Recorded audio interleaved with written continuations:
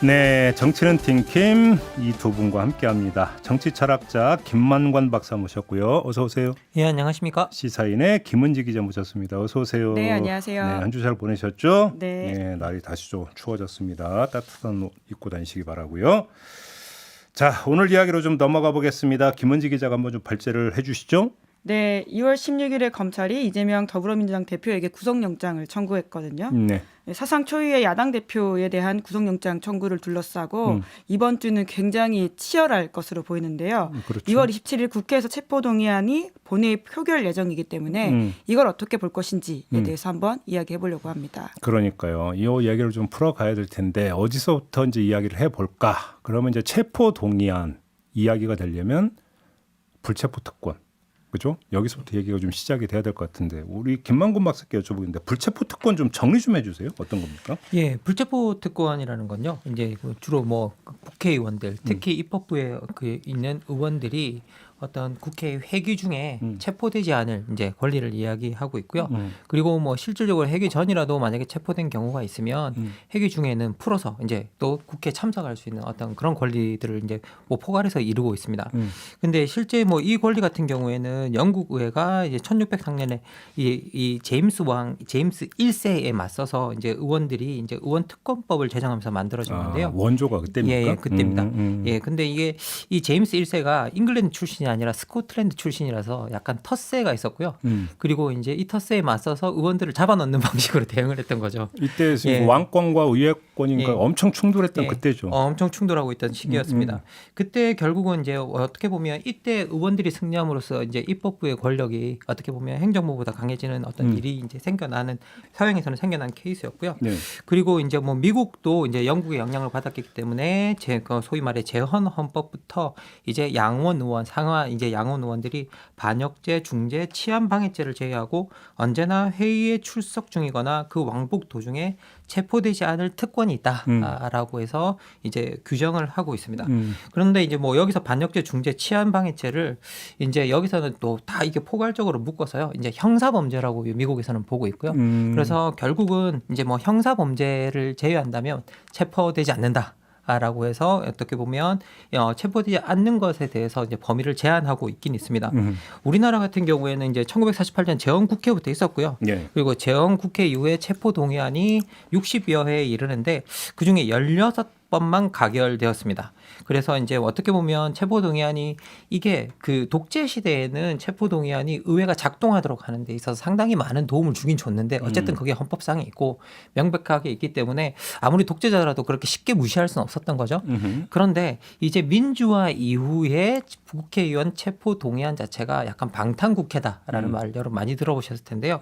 의원들의 어떤 비리, 그러니까 어떤 잘못된 부패 이런 것들을 의원들끼리 당 뭐 이렇게 단합이라고 해야 되나요? 의원들끼리 야합해서 이렇게 막아주는 그런 제도로 전락하고 있다라는 비판이 많았고 그래서 이게 그 소위 말해 불체포 특권을 내려놓아야 한다라는 여론이 상당히 많이 진행되었었고 실제 오늘 우리가 이야기할 대상인 이재명 대표 역시 한 차례 자기 자신이 이 불체포 특권을 내려놓겠다라고 언급한 적도 있었습니다. 그러니까 이제 지금 국민의힘은 바로 이제 그 점을 계속 제기를 하고 있잖아요. 아니 본인이 그러니까 저기 폐지를 주장을 한 사람인데 본인이 거기 이제 그 불체포 특권 우산 밑에 들어가려고 하면 되겠느냐? 요 얘기를 계속 하고 있던데 그러면 제가 두 분께 견해를 한번 여쭤보고 싶은데 우리나라에서 불체포 특권은 유지돼야 됩니까? 아니면 이건 이재명 대표권과는 무관하게 그냥 그러니까 근본적인 한번 입장을 여쭤보고 싶은데 유지가 돼야 된다고 생각하십니까? 어떻게 생각하십니까? 좋달까요? 아니 뭐 제가 이제 저는 기본적으로 불체포 특권이 어떻게 명확하게 누가 어떤 범죄는 체포되지 않는다라는 것들을 좀 명확하게 좀 우리가 규정을 했으면 좋겠다라는 생각이 좀 드는데요. 근데 기본적으로 많은 분들이 불체포 특권과 면책 특권을 같은 거라고 생각을 하세요. 그런데 이게 불체포 특권과 면책 특권은 본질적으로 다른 겁니다. 면책 특권 같은 경우에는 국회 내 발언에 대해서 어떤 법적 책임도 지지 않는다라는 건데요. 그렇죠. 예, 그리고 그런데 불체포 특권은 뭐냐면 원내에 어떤 언행에 대해서도 국회의 동의가 없는 한 체포되지 않는다라는 건데 이게 정해진 이유는 뭐냐라고 하면 기본적으로 체포를 하는 주체가 대통령이 통제하는 검경이거든요. 그래서 행정부입니다. 그래서 행정부의 수부 행정부에서 대통령의 말을 따르는 사람들이 국회의원들을 재판도 받지 않고 구금할 수 있는 경우가 생긴다면 대통령이 자신에게 불리한 법을 만들려는 국회의원들을 일시적으로 구금해서 입법부를 견제할 수 있을 거다라는 이제 이야기들이 있었고요. 그리고 이걸 피하기 위한 논리로 만들어진 겁니다.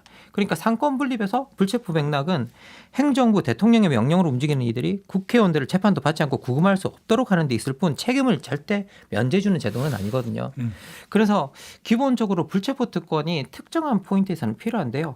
그런데 만약에 지금 우리가 이걸 면책 특권과 불체포 특권을 이제 구분해서 본다면 그 지금 불체포 특권의 본질상 상권 분립 차원에서 본다면 지금 이재명 대표를 반드시 구금해야 될 이유가 있는가가 좀 핵심적인 포인트가 될 것 같습니다. 일단 김문지 기자는 어떻게 생각하세요? 그러니까 불체포 특권에 대해서 이제까지 우리가 이제 국회의원 특권 내려놓기라는 지점에서 굉장히 이야기가 많이 되어 왔었잖아요. 근데 이제 일각에서는 이것을 이제 특권으로만 볼 수 있느냐라는 지적들이 있어 왔거든요. 그러니까 김만권 박사님이 이미 자기 발전으로서 굉장히 잘 지적을 해주셨는데 그런데 이제 이것이 가지고 있는 이제까지의 좀 뭐라고 할까요? 개혁되거나 혹은 좀 만져야 될 부분들이 있긴 있었거든요. 그러니까 구체적인 자료 없이 그 지금 검찰의 주장에 있어가지고 제대로 국회의원들이 살펴보지 못하고 체포동의안 내용들에 투표를 해야 된다. 이런 부분에 있어서는 좀 국회 스스로의 역할을 조금 더 넣을 필요가 있다는 생각은 듭니다. 자, 그러면 이재명 대표권과 그 접목을 시켜서 지금부터 좀 현실적인 얘기로 좀 들어갔으면 좋겠는데, 자, 일단 이 점부터 한번 여쭤볼게요. 국민의힘에서는 이 점을 제기하고 있어요. 이게 민주당과 상관이 있는 것도 아니고 그렇다고 이재명 대표가 국회의원으로서 활동하면서 벌어진 일도 아니고 말 그대로 대표가 되기 훨씬 전에 있었던 그냥 개인의 일인데 왜 민주당이 나서서 방탄을 하고 불체포 특권이라고 하는 그 특권을 지금 악용하려고 하는 거냐. 이런 지금 공격을 하고 있는 거 아니겠습니까? 이 점은 어떻게 평가를 하십니까? 그러니까 우선은 가장 저는 이 이야기를 해야 된다고 생각을 하는데요. 이제 검찰이 지금 정치를 하고 있고 여러 가지 지점에서 지적해야 될 것들을 좀 많이 생각을 하고 있는데요. 그럼에도 불구하고 아까 이제 진행자께서 지적하셨던 것처럼 이재명 대표 스스로 불과 1년도 안 된 시점에서 불체포 특권을 내려놓겠다라는 이야기를 한 바가 있거든요. 거기에 대한 좀 해명과 혹은 뭐 입장 변화에 대한 좀 더 설명, 사과 같은 것들이 필요한 건 맞는 것 같습니다. 왜냐하면 계속해서 그 이야기에 부딪히다 보니까 그때 그렇게 이야기했는데 그럼 지금 뭐냐? 라는 이야기들이 끝없이 소환되고 있기 때문에 물론 본인은 이제 상황 변경이 생겼다는 취지로 올해 초부터 이야기를 하고 있는데요. 네. 하지만 작년 5월달 지방선거 때만 하더라도 그때도 사실은 검찰 수사가 계속 진행되고 있던 건 사실이었거든요. 그리고 윤석열 정부의 검찰이라고 하는 차원에서요. 이제 계속 그런데 이제 그때도 이재명 대표는 불체포 특권이 일정 부분 국회의원의 특권이다라는 지점에서 스스로 이야기했기 때문에 그에 대한 설명이 필요해 보이는 것들은 있는 것 같고요. 그와 별건으로 이번에 검찰의 구속영장을 보면 사실 이제 아까 김만권 박사님이 지적해 주신 것처럼 정말 이 구금의 사유가 있느냐라고 봤을 때는 여러 가지 의문이 드는 게 정말 많습니다. 구속영장 내용은 조금 이따가 이제 정밀 한번 분석을 해보도록 하고요. 김만권 박사 의견까지 마저 듣겠습니다. 조금 전에 제가 드렸던 질문에 대해서 어떻게 생각하십니까? 아니 뭐 우리가 이게 국회의 활동과 관련 없는 사안에 대해서 불체포 특권을 쓰는 것이 옳은가라고 이제 그렇게 이제 근본적으로 묻고 있는 건데요. 저는 이 부분에 대해서는 뭐 이렇게 상당 부분 옳은 부분이 있다고 생각이 듭니다. 왜냐하면 근본적으로 이 면책 특권과 불체포 특권이라는 것 자체가 의회 활동과 연계된 활동을 이제 원래 본질적으로 의미하고 있고요. 그리고 이 활동에서 뭐 이렇게 잘못된 것들이 있다면 거기에 대해서 의회 내에서 한 발언으로는 면책시켜주겠다. 그리고 의회 활동과 관련된 어떤 그런 범죄나 이런 것들이 있을 때 이제 기본적으로 의회 핵이나 의원 중에 그런 일이 있었을 때 거기에 대해서 불체포 그걸 주겠다라는 것들이 원래 본질적인 목적이었고요. 의원 이전의 활동에 대해서까지 뭔가를 주겠다라는 것들은 원래는 저도 아니었다라는 걸로 알고 있습니다. 그렇기 때문에 이 부분에 대해서는 그 지적이 타당하지 않다라고 말할 수는 없을 것 같습니다. 근데 여기서 하나만 더 질문 드릴게요. 애매한 부분이 뭐가 있냐면 그 사안은 체포를 한 해 만에 하는 사안은 개인 비리예요. 근데 그게 발생했다라고 하는 시점은 국회의원 임기 중에 만약에 발생을 했다. 그러면 이거 그러니까 불체포 특권에 적용돼야 되는 것들이 아까 이제 잠깐 김만권 박사의 이제 발제에 따르면 모든 범죄나 그죠? 모든 어떤 혐의에 대해서 불체포 특권이 어떤 적용이 되는 게 아닐 수도 있는 거잖아요. 예. 경우에 따라서는. 이게 어떻게 볼 것이냐는 문제가 되게 미묘한데 근데 역으로 보면 정권이 정치 권력이 탄압하기로 작정을 하고 누군가를 타겟을 딱 정했으면 없는 죄도 지어낼 수 있는 거 아니냐. 요 얘기도 성립이 될 수가 있는 거 아니겠습니까? 그런 점에서 제한을 하는 게 과연 현실적으로 가능하냐는 또 여기에 어떤 문제 제기가 나올 수 있거든요. 이 점은 어떻게 보세요? 이게 아마 구속영장 내용과 네, 연결이 지금 될 이재명 대표 쪽에서 주장하고 그런 있는 게 것이 바로 그 그것이죠. 지점인데 네. 요 얘기까지 하고 이제 구속영장 평가를 한번 들어가 봅시다. 아니 뭐 우리가 기본적으로 이제 여기에 대해서는 뭐 그 말씀해주신 부분이 상당히 그 부분도 타당성이 있다는 생각이 드는 이게 뭐 이유는 뭐냐면요. 우리가 실제로 생각해 보면 우리가 미국이나 영국이나 뭐 독일의 사례를 갖다 대면서 불체포 특권에 대해서 우리가 내려놔야 된다. 영국, 미국도 이제 불체포 특권은 약화되고 있고 미국 같은 경우에는 오로지 뭐 민사에만 적용이 되고 있고 영국에서는 사실상 불체포 특권이 엄청나게 이제 뭐 약화되었다라고 이야기를 하고 있고 독일 같은 경우도 그렇게 이야기하고 있는데요. 근데 영국과 미국과 독일이 그럴 수 있는 이유는 사법부에 대한 절대적인 신뢰가 있습니다. 네. 그러니까 사법부가 여기 대해서 우리가 공정하게 판단해 줄 거라는 신뢰가 있고요. 그리고 두 번째는 자신들의 기소권에 대한 민주적 통제에 대한 자신감이 있습니다. 그래서 사법부에 대한 신뢰, 기소권에 대한 민주적 통제에 대한 자신감 이 두 개가 같이 있기 때문에 의원들의 불체포 특권이라는 것들이 내려놓을 수 있고요. 그리고 그 시기들을 지켜보면 미국도 영국도 다 1970년대부터 이것들이 이제 뭐 슬슬 풀려나가기 시작했던 거지 또 그 이전은 아니었습니다. 그렇기 때문에 기본적으로 우리가 이걸 들여다본다고 한다면 우리가 그 시기 미국과 영국이 어떤 그렇게 자신감을 가지고 그렇게 할 수 있었던 시기가 어느 때였느냐 그리고 그런 것들을 다 들여다본다면 사법부에 대한 확고한 신뢰 그리고 그다음에 기소권의 민주적 통제에 대한 자신감 이런 것들이 다 동반되었기 때문에 불체포 특권도 약화되었다라고 이제 볼 수 있기 때문에 우리가 과연 우리의 사법부를 얼마나 신뢰할 수 있고 그리고 우리의 기소권을 가진 검찰을 얼마나 신뢰할 수 있는가도 이 불체포 특권을 내려놓는 것과 사실 연계되어서 생각은 해야 된다라는 생각이 듭니다. 자, 바로 이제 그 지점에서 구속영장 청구서 내용을 좀 볼 필요가 있을 것 같은데 자, 김은지 기자가 한번 좀 평가 좀 했어요. 그러니까 그러니까 구속이 필요하다라는 검찰이 내세운 사유에 대해서 어떻게 평가하십니까? 네. 1년 5개월 수사해서 나온 결과치고는 사실 이것이 과연 구속 사유가 되는 것인가라는 의문이 드는 상황들이 많은데요. 왜냐하면 지금까지 아마 이 사건 시작을 모두가 기억하실 겁니다. 천화동인은 누구 겁니까? 화천대유는 누구 겁니까?로 시작됐던 사건 아닙니까? 대선 시기에 시작되어가지고 여기까지 왔던 것인데요. 그러면서 지금 나왔던 이야기가 천화동인 1호 주인이 누구냐라고 하는 것이 사실 쟁점의 핵심이었다고 볼 수 있는데요. 네. 이 부분이 아예 빠져 있습니다. 그렇다면 지금 검찰이 이 부분 증명을 제대로 해내지 못했다라고 볼 수 있는데 과연 지금 보통 구속이 필요한 사유라고 한다면 혐의의 중대성, 증거인멸의 우려 이런 것들이거든요. 둘 다 지금 굉장히 다툼의 여지가 크다라고 볼 수 있고요. 심지어 증거인멸의 우려와 도주 같은 경우에는 이재명 대표가 스스로 내가 왜 도망가겠냐라는 식의 이야기를 했고 그 증거인멸 같은 경우에도 시장 시절에 있었던 일이기 때문에 사실 일어나기 힘든 일이다라고 볼 수 있는데요. 검찰에서는 그렇게 주장하고 있지 않죠. 오히려 굉장히 감정적인 단어를 사용해가지고 이것들을 공격을 하고 있는데요. 내로란물, 아비시타, 삼척동자도 알 수 있다. 이런 식의 이야기를 하면서 오히려 증거와 냉정한 법리로 주장해야 될 부분을 감정적인 언어로 좀 소모하고 있는 게 아닌가라는 생각이 듭니다. 아시타비. 거꾸로 이야기했네요. 죄송합니다. 아시타비. 네. 그리고 저는 사실 이게 검찰 영장에 삼척동자도 명백하게 알 수 있다라는 구절이 들어간 게 되게 놀라웠어요. 이게 삼척동자도 명백히 알 수 있을 정도로 그런 구절은 안 써야 되거든요. 그런데 그런 구절을 이제 이렇게 넣고 있다라는 건 기본적으로 검찰이 이 사안을 바라보는 시선이 되게 정치적이다라는 것들을 이미 영장에 이제 이렇게 써놓고 있는 건 아닌가.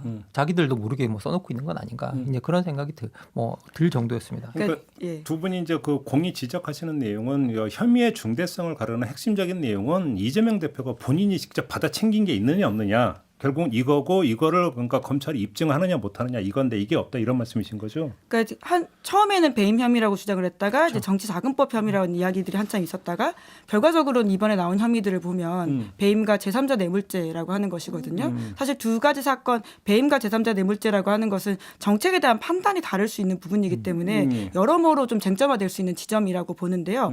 그 정진상, 김용 두 사람이 구속되는 과정에서 그 개인적으로 수뢰 혐의가 있느냐라고 하는 것이 굉장히 큰 쟁점이었습니다. 근데 적어도 지금 상황에서는 그것이 들어가 있지 않고 게다가 김만배 전 머니투데이 부국장 같은 경우에도 천화동인은 자기 거다 이런 자기 거다라는 주장을 계속 굽히지 않고 있거든요. 이런 상황들을 봤을 경우에 지금까지 핵심 스모킹건이라고 하는 검찰 주장이 얼마나 증명되었는지는 사실 좀 의문이 짙은 상황이죠. 그러니까 이게 그러니까 배임 혐의나 제3자 뇌물죄 같은 경우는 개인의 도덕성과 직결되는 문제이기 때문에 어떤 정책 집행에 있어서 정당성 이 문제로 연결이 되는 것이기 때문에 그 문제 같은 경우는 법정에서 다툼의 소지가 있고 하지만 돈을 받아 챙겼느냐 아니냐라고 하는 것은 그것과는 질이 전혀 다른 도덕성의 문제가 되는 거니까 혐의의 중대성을 이제 달리하는 것이다. 지금 이 말씀이신 거네요. 김은지 기자의 이제 말씀을 정리를 한다면, 근데 이게 빠졌다라면 그러면 그런 진단에 따르면 검찰의 구속영장 청구 자체가 사법의 논리를 따라갔다기보다는 정치적인 측면이 있다 이렇게 보시는 겁니까? 민주당이 주장하는 것처럼 정치 보복적 성격이 있다고 보시는 거예요? 예, 보복까지는 뭐 이제 검찰을 우리가 상황을 봐야 되겠지만요. 적어도 검찰이 정치적으로 지금 행동하고 있다라는 의심을 좀 지우기는 어려운 상황인 게 오늘 아침에 동아일보 사설이거든요. 그러니까 이게 저만의 주장이 아니라요. 그러니까 굉장히 감정적인 언어로 쓰여 있어서 사실은 법리적인 것들을 제대로 증명하지 못했다는 지적이 있는데 이렇게 아침 사설이 나왔습니다. 검찰이 이재명 대표에 대해 청구한 구속영장에는 수사가 1년 5개월이나 걸린 점에 비하면 검찰이 자신해왔듯 증거가 차고 넘치는지 불명확하다라고 하는 것이고요. 이재명 대표에게 직접 간 돈 혹은 갈 돈이 있는지를 영장의 혐의를 기재하지 못했다. 그리고 법적 쟁점이 수두룩하다라는 식의 지적을 했습니다. 그러니까 굉장히 감정적인 언어로 쓰였다라고 하는 것은 오히려 뭐라고 할까 자신 없음의 방증일 수도 있다라는 식의 지적을 하고 있거든요. 그러니까 그것도 이제 글쓰기에서 보면은 내용이 없을 때 수사로 채우려고 한다. 뭐 이런 겁니까? 뭐 실제 이제 뭐 한국일보도 이제 비슷한 보도를 하고 있는데요. 여기서 보면 법조계의 반응을 전하고 있는데 검찰이 구속영장 청구서에서 사자성어까지 동원해서 이 대표를 직설적으로 비판한 걸 두고 너무 이례적이라는 반응이 나오고 있고 그리고 시정농단, 내로남불, 뭐 인허가 장사 등의 표현을 보면 수사팀이 이 대표를 어떻게 바라보는지 단적으로 보여주고 있고 그리고 구속영장이 외부에 공개될 것을 예상해서 법원의 구속 필요성을 강조하려고 한 것 같다라고 이제 검찰 출신 변호사의 발언을 전하고 있습니다. 그럼 뭐 사실 이게 우리가 이제 우리가 어쨌든 법이라고 하는 것들은 법치와 정치를 우리가 명확하게 가르려고 하는 부분은 뭐냐라고 하면 법이 정치가 설득의 영역이라고 하면 법은 처벌의 영역으로 가기 때문에 이 처벌의 영역으로 간 언어들은 되게 객관적이고 명확해야 되고 그리고 더 나가서 어떻게 보면 누가 봐도 이것들이 어떤 중립적이라는 걸 느낄 수 있는 용어로 쓰여져 있어야 되거든요. 그런데 여기서 보면 그러지 못한 표현들이 계속 이례적으로 등장하고 있어서 이제 소위 이제 동아일보에서도 감정적이라고 이제 표현할 정도로 어떻게 보면 객관적이지 못한 언어로 쓰여져 있기 때문에 여기에 대해서 이제 보수신문이 그렇게 평가하는 거 보수신문도 여기에 대해서 사람들이 그렇게 의심한다고 한다면 여기에 대해서 검찰이 별로 할 말이 없다라고 이제 말하는 거나 다름이 없는데요. 그래서 이 부분에 대해서는 우리가 또 이제 명확하게 어느 정도는 검찰이 정치적 의도가 있었다라고밖에 볼 수 없는 부분이 있는 것 같습니다. 게다가 제가 최근에 좀 의미심장하게 보는 부분이 뭐냐면요. 그러니까 주간조선에서 나온 대통령실의 한 관계자 멘트이거든요. 당에서 이 대표 방탄을 치는 대로 검찰의 구속영장 청구는 한 번으로 끝나지 않을 것이다 라는 식의 이야기가 있는데요. 사실 영장을 치는 주체는 아까 말씀하신 것처럼 수사기관입니다. 그 경찰과 검찰이 영장을 신청 혹은 청구해서 법원에서 받아들여져 가지고 이제 영장실질심사를 하게 되는 것인데 마치 영장을 치는 주체가 대통령실인 것처럼 말하고 이런 발화들이 지금 나온다는 것 자체가 굉장히 검찰이 정치적으로 지금 행동하는 게 아니냐라는 의심을 계속 더 하게 되는 것들인 거죠. 그러면 제가 한번 역으로 이런 질문 한번 두 분께 드려볼게요. 지금 두 분의 공이 가장 혐의의 중대성을 가르는 핵심 혐의에 대한 지금 소명이 부족하다. 지금 이 평가를 해주셨으면 역으로 그럼 민주당이 영장 실질 심사를 받아서 기각을 끌어내는 게 오히려 더 나을 수도 있지 않느냐라는 이야기가 나올 수 있잖아요. 근데 그거는 사법부에 대한 신뢰의 문제에서 걸리는 겁니까? 조금 전에 김만곤 박사님 말씀에 따르면 그렇게 봐야 되는 겁니까? 뭐 저희들이 사법부에 대한 신뢰 문제를 이야기했을 때 저는 저희 사법부가 다 그렇게 뭐 엉망이다라고 생각은 하지 않지만 근데 사법부가 정치 거래를 한 적이 있었고 그것 때문에 또 말썽이 되었던 사례들은 저희들이 다 알고 있는 사례들이고요. 그리고 그 사례들이 뭐 10년 전, 20년 전 있었던 사례도 아니고 뭐 최근에 있었던 사례들이기 때문에 사법부에 대한 신뢰 부분 그리고 사법부가 정치와 거래하지 않는가에 대한 어떤 신뢰 부분에 대해서 우리가 문제는 뭐 제기할 수 있는 부분이 아직까지 여지는 남아 있다라는 생각. 생각이 어느 정도는 좀 듭니다. 그리고 더 나가서 이제 기본적으로 우리가 사법부 뭐 저는 뭐 이렇게 사법부의 판단을 그렇지만 신뢰하지 않는다면 시스템 자체가 무너지기 때문에 사법부에 대한 판단을 또 뭐 신뢰는 해야 돼. 여전히 그 신뢰는 줘야 된다는 생각은 들긴 드는데요. 네. 지금 이 입장에서 뭐 지금 상황에서 저한테 어떻게 해야 되냐고 묻는다고 한다면 어떤 사법부의 신뢰와 뭐를 떠나서 이재명 대표가 자신이 말한 것을 지켜나가는 방향이 오히려 좋겠다. 자기 스스로가 이걸 내려놓겠다라고 이야기했기 때문에 그러니까 영장 실질 검사를 받고 그리고 이제 그리고 난 다음에 법원의 판단을 받아보는 게 오히려 낫지 않겠는가라는 생각이 드는데 저는 제가 봤을 때 제가 법조인이 아닌 제가 봐도 인신을 구속시켜서 재판을 할 만큼 사유가 있느냐 들여다보면 저는 지금은 없다고 생각이 들거든요. 증거인멸이나 도주의 우려 자체가 없는데 만약에 이것에 대해서 우리가 뭐 인신을 구속시키는 어떤 그런 또 법원의 판결이 나온다고 한다면 거기에 대해서 또 우리가 또 한번 의심해 볼 수 있게 되지 않나라는 생각이 또 듭니다. 예.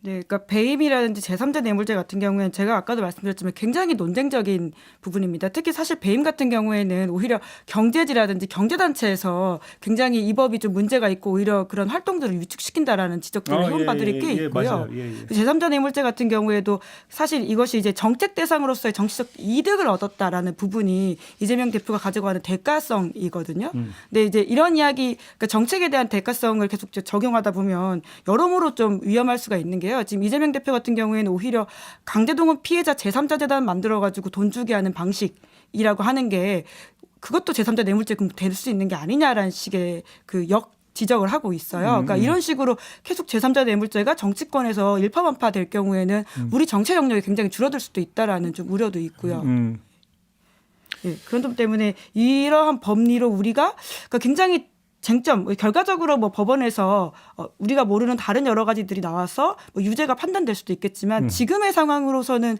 과연 이것이 사전 구속을 해야 될 정도로 사안인가에 대해서는 좀 의문이 드는 거죠.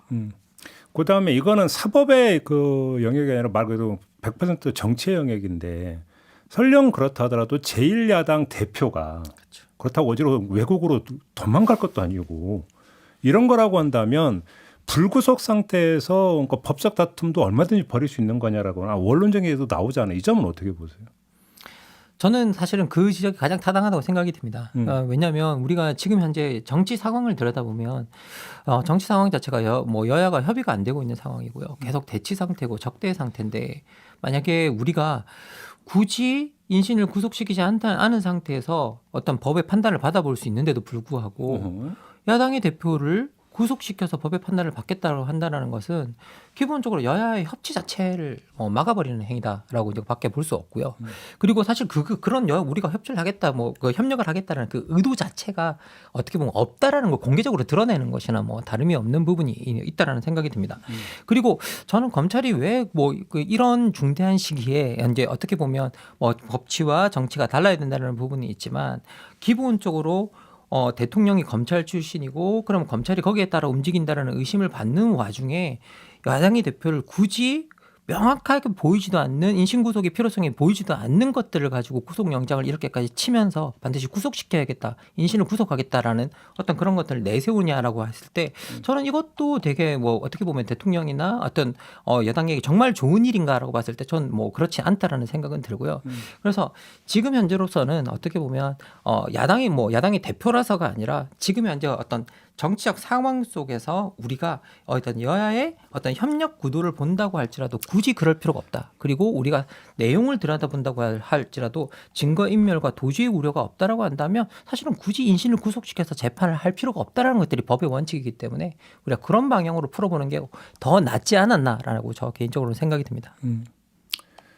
자, 그러면 마지막으로 이 질문을 좀 드릴게요. 민주당 내 일각에서는 그러니까 이른바 이재명 사법 리스크를 계속 강조를 하는 목소리가 있지 않습니까? 그럼 이건 어떻게 평가를 하세요, 두 분은? 네, 강조한다기보다는 실제적으로 지금 지지율이 떨어지고 있는 사실은 있거든요. 이제 물론 이제 3주 연속 한국갤럽에 따르면 민주당의 지지율이 하락세이고 국민의힘 상대적으로 올라가고 있습니다. 물론 민주당에서의 분석은 지금 국민의힘 컨벤션 효과가 있기 때문에 전당대회에 그렇다라고 하는 것인데요. 물론 이제 그런 지점도 있죠. 천하람, 이준석 이런 사람들의 재등장으로서 지금 본의 아니게 흥행 포인트가 생겼다라고 하는 것은 있는데요.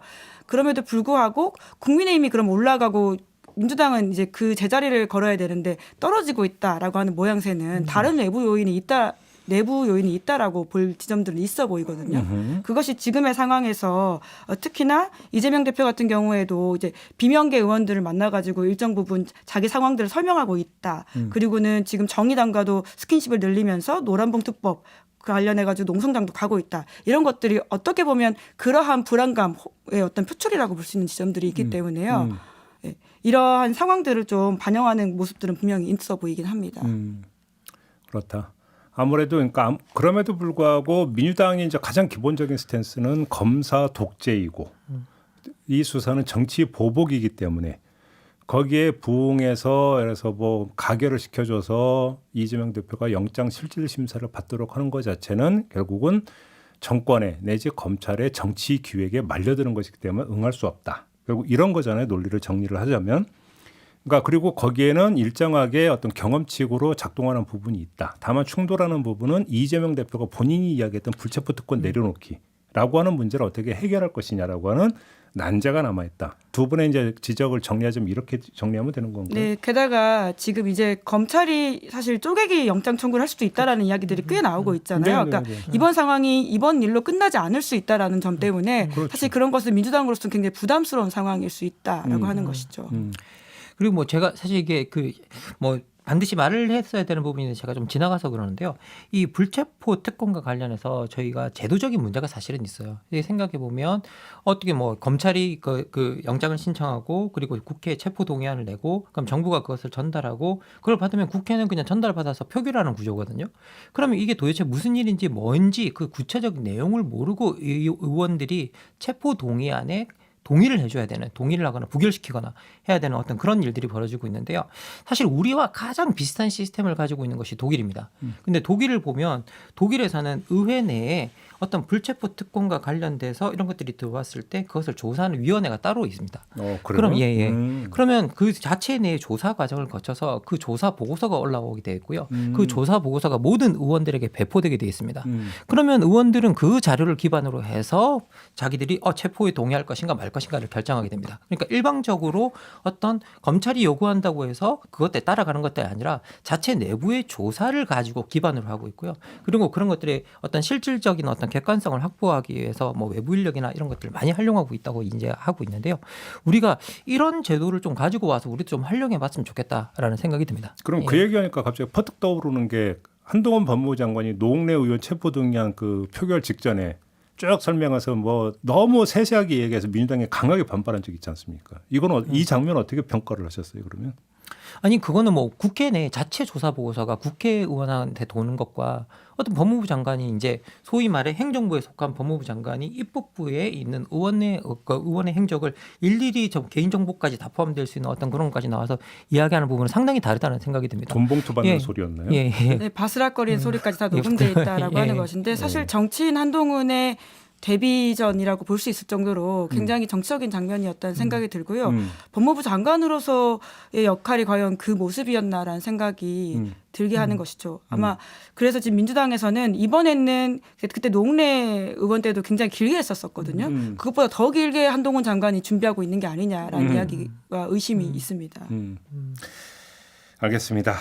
자, 오늘은 이재명 대표 체포 동의안 처리에 대한 어떤 기본 관점을 한번 좀 정립해보는 시간으로 어떤 그 정리를 했는데요. 검찰이 답해야 되는 부분, 그다음에 민주당이 답해야 되는 부분이 다 있다. 그러니까 일단 이렇게 좀 정리를 해야 될 것 같고, 다만 그럼에도 불구하고 과연 이제 저는 그런 생각이 들었어요. 이런 모든 걸 따라서 맥락으로 놓고 본다면 정권이나 검찰은 정말로 체포 동의안이 가결되기를 원하고 있을까? 그죠? 원하고 있을까? 아니면 부결을 전제로 모든 걸 지금 움직이고 있는 것일까? 이 생각도 좀 안 할 수가 없는 거 아니겠습니까? 그죠? 다시 말해서 그 얘기는 거꾸로 얘기하면 민주당 입장에서는 다른 선택지가 없다. 이런 얘기도 연결이 되는 거잖아요. 다른 선택지가 없으니까 부결할 거니까 계속 때린다. 뭐 이런 전략하에서 움직이고 있는 걸로 해석할 여지도 있는 거 아닌가요? 정직하게 제가 발제문에 검찰은 꽃놀이 피해를 지고 있다라고요. 제가 썼던 것 같은데요. 네. 예, 뭐 검찰로 있어서 아무것도 잃을 게 없죠. 예. 그래서 또 다시 어떤 그러니까 구속영장 재청구하고 거기에 한다면 그다음에 쌍방울권으로 청구하고 뭐 또 정자정 호텔 문제가 또 뭐 나온 게 또 있대요. 백현동으로 또 청구하고 호텔로 청구하고 그러니까 그것이야말로 검찰이 항상 이야기하는 게 본인들이 이제 수사기관으로서의 중립성, 독립성 이야기 참 많이 하거든요. 근데 과연 그 이게 안 될 걸 알면서도 계속 청구하는 것이 정말 수사기관으로서의 자기 수사의 어떤 엄밀성을 요구하는 것이냐라는 의문이 계속 드는 거죠. 그렇죠. 그것은 정치하는 게 아닌가라고 물어봤을 때 설명하지 못할 것 같다는 생각이 듭니다. 그러니까 항상 모든 일에는 임계점이라는 게 되잖아요. 쭉 가다가 어느 딱 지점에 가면 그 순간에 이게 딱 그 점을 돌파하는 순간에 뭔가 성질이 바뀌고 하는 그게 있다라는 건데 아마 이것도 임계점이 있을 수 있지 않을까라는 생각도 한번 해보게 됩니다. 알겠습니다. 오늘 정치는 팀캠은 이렇게 마무리를 하도록 하겠습니다. 두 분 수고하셨고요. 저도 함께 물러가겠습니다. 고맙습니다. 네, 고맙습니다. 감사합니다.